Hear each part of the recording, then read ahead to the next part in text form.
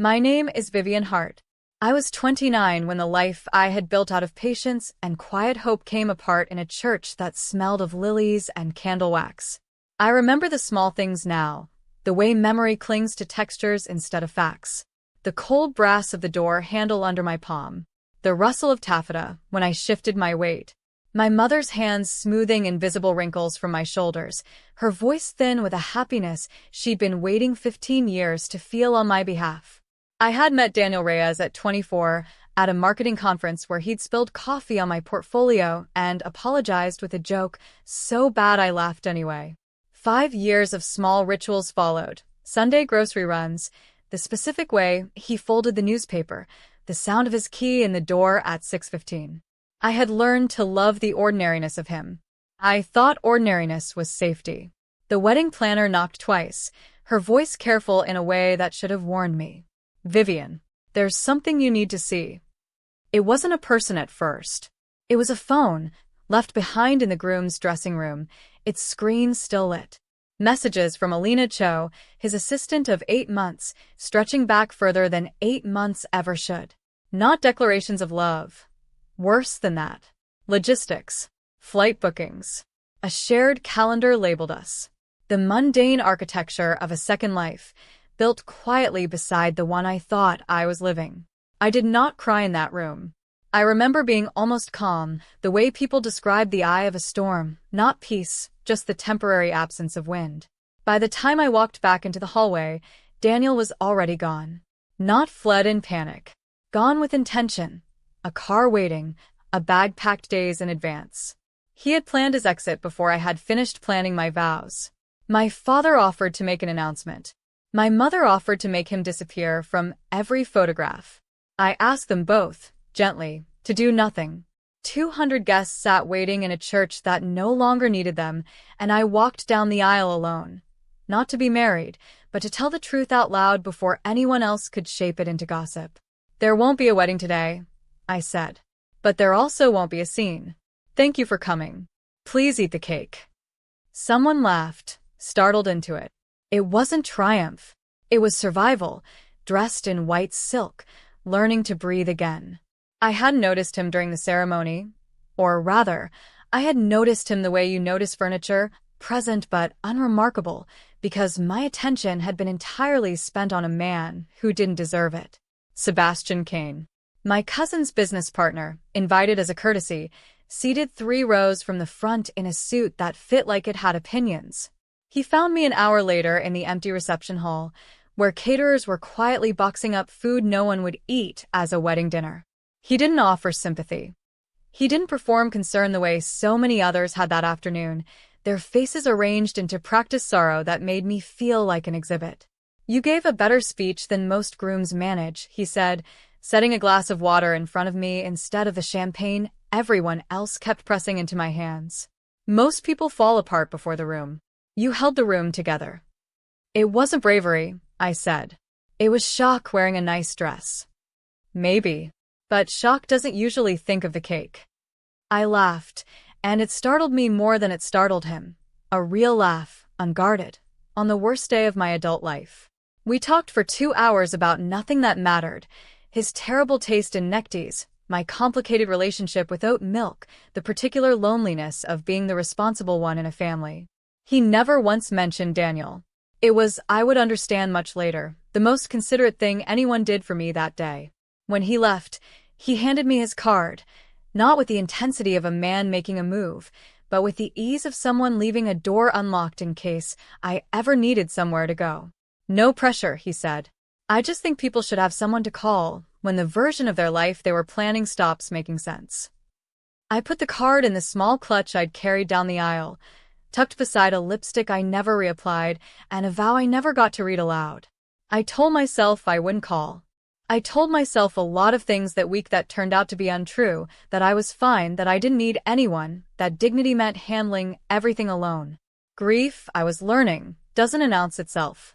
It arrives disguised as errands. As silence in an apartment built for 2. As a wedding dress hanging in a closet because I couldn't yet decide whether to burn it or sell it, and doing neither felt like the only honest choice I had left. 3 weeks later, I sat at my kitchen table at midnight surrounded by bank statements I hadn't looked at in months, because looking at shared finances had once felt like an act of trust rather than an audit. Trust, it turned out, had been doing a great deal of unpaid overtime in our relationship. The numbers told a story more patient than I'd realized. A joint account slowly drained in increments small enough not to alarm me. Dinners, work trips, a hotel in the city where his firm had no office. Alina Cho's name surfaced twice on old expense reports I'd helped him file, back when I still believed helping him meant helping us. I didn't confront him. There was, by then, nothing left to confront. He had already resigned from the life we shared and relocated to a city 3 states away with Alina, according to my cousin, who delivered the news the way people deliver news they think you want cushioned. I didn't want it cushioned. I wanted it accurate. What I wanted, more than an apology I knew would never come, was clarity. So I did what I have always done when the ground shifts beneath me. I made a list. Every dollar that left our joint account without my knowledge. Every date that didn't match a story I'd been told. Every small dishonesty that, alone, meant nothing, but together formed the outline of a man I had never actually met, only imagined into being. I sent the documentation to our shared accountant, not out of vengeance, but out of the plain, unglamorous need to reclaim what was mine. Half a deposit on a house we'd never bought, a security deposit from an apartment I'd covered alone. It wasn't about punishing Daniel. It was about refusing to let his exit cost me more than it already had.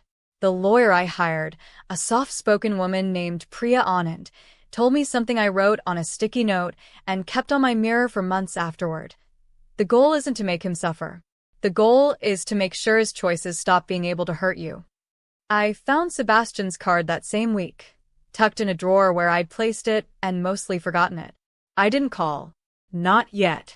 But I stopped throwing it away, which was, for me, its own kind of progress. The betrayal cost me more than money and pride. It cost me the job I'd built around Daniel's schedule, a marketing role I'd taken specifically because its flexible hours let me be home when he traveled. Without him to be home for, the job's convenience evaporated into something closer to a cage. I quit in February, with no plan beyond the vague conviction that I couldn't keep organizing my life around a man who no longer lived in it. My savings, thinned by the wedding and the quiet theft I was still uncovering, gave me perhaps 4 months before panic would have a legitimate claim on me. It was my cousin, of all people, who mentioned that Sebastian's firm was hiring a brand strategist. He asked about you, actually, she said, in the careless way people deliver information that will later feel enormous.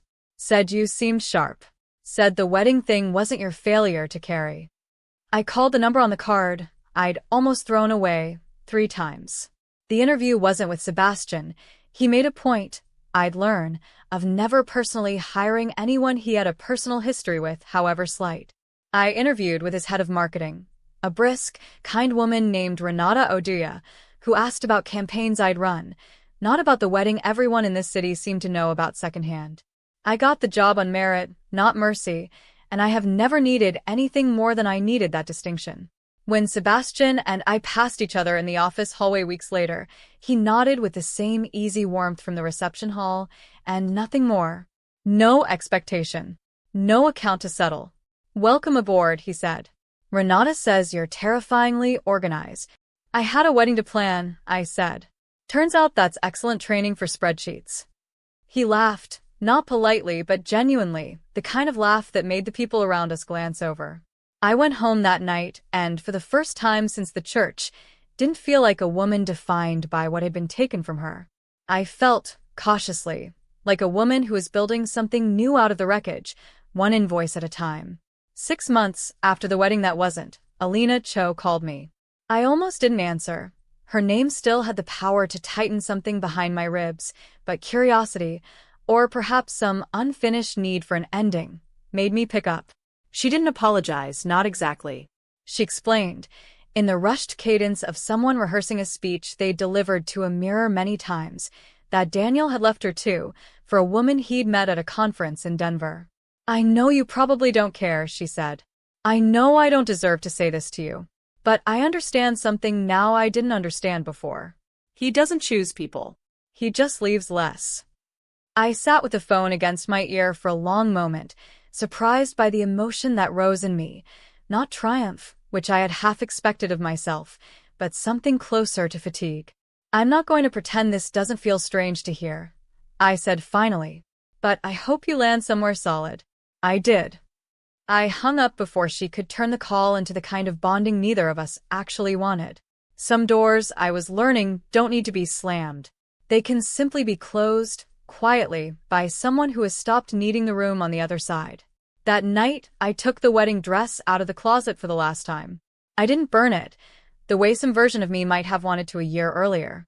I donated it to a shelter that resold formal wear to fund emergency housing for women rebuilding after leaving unstable situations.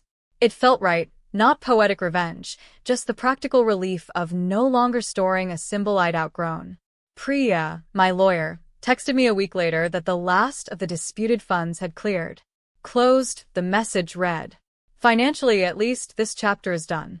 I looked at that word, closed, for a long time before I answered her. Financially, yes. But something else had been quietly closing all year, stitch by stitch, without my noticing. The part of me that had believed being left meant being unworthy of being chosen. Sebastian and I built our friendship the slow the way trust is supposed to be built, and rarely is, over months of ordinary Tuesdays, work dinners that ran long, a shared instinct for leaving parties early. He never rushed toward anything. He asked before he assumed. He remembered, without being told twice, that I took my coffee black and my apologies literally. It was Renata who finally said, over lunch one afternoon, what I had been carefully not noticing. "You know he turned down the Singapore expansion to stay and run things here, right? Right after you started." I hadn't known. When I asked him about it directly, because I had promised myself, after Daniel, that I would never again mistake silence for the absence of a story, he shrugged it off with the same ease he brought to everything. "Singapore will still be there in 5 years," he said. I wasn't in a hurry to leave somewhere I was finally enjoying being. "That's not an answer." "It's the only one I've got today," he said, and something in the way he said it told me he meant today precisely. Not never, just not yet, not until I was ready to hear a fuller one. I didn't fall in love with Sebastian the way I once believed love was supposed to arrive. All at once, disguised as certainty. I fell into it slowly, the way morning arrives, so gradually that by the time I noticed the light, I couldn't say exactly when the dark had ended. I told him, eventually, about the bank statements, about the list I'd made in the middle of the night, the sticky note on my mirror, the voicemail from Alina I still hadn't fully forgiven myself for answering. He listened the way he did everything, without performance, without rushing me toward a tidier version of the story. "You didn't just survive that day," he said. "You audited it. Most people just bleed. You kept receipts." Is that a compliment? It's the truest thing I know about you. 2 years after a church full of guests ate wedding cake meant for a marriage that never happened, Sebastian took me back to that same city, though not that same church, to a rooftop restaurant overlooking a skyline that had watched both versions of my life unfold beneath it. He didn't kneel with theater. He didn't arrange for violins or hidden cameras or any of the performances I had once assumed love required as proof of itself. He simply took my hand across the table, the way he had 100 ordinary times before, and said, "I'm not going to promise you a version of forever that sounds perfect. I'm going to promise you the version that's true, that I'll still be asking before I assume, still be leaving the door unlocked, for as long as you'll let me." I thought, in that moment, of the girl in the white dress who had walked down an aisle to deliver bad news instead of vows, who had believed dignity meant doing it alone. I thought of the sticky note on my mirror, of Alina's voicemail, of the word closed in a lawyer's text message, and how wrong I had been to think closure was an ending rather than a door swinging open onto something else entirely. "Yes," I said, before he'd even finished opening the small velvet box. "Ask me the rest of the question if you want, but the answer's already yes." He laughed, that same unguarded laugh from the reception hall, 2 years and one entire life ago, and slid the ring onto my finger with hands that didn't shake, because there was nothing left between us that needed the trembling of uncertainty. People sometimes ask me if I ever think about that first wedding day, if some part of me still flinches at white dresses, At churches, at the particular silence of 200 guests waiting for news. I do think about it. I've simply stopped being afraid of the thinking.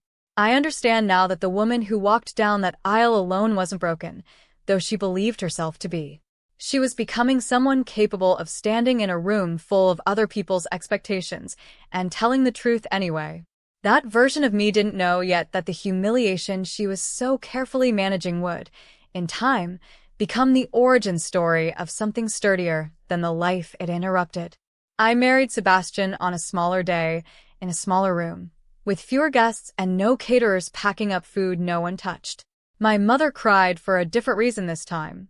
My father didn't offer to erase anyone from the photographs because there was no one, this time, who needed erasing. I never got revenge on Daniel, not in any way a story usually means it.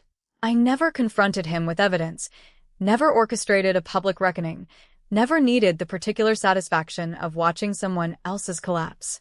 The only justice I ever really wanted was quieter than that, a life that no longer required his absence to make sense of my presence in it. Sometimes the truest ending isn't the one where someone else finally understands what they lost. It's the one where you stop needing them to. I kept one thing from that first wedding day, tucked now in a drawer beside a ring that means what it says.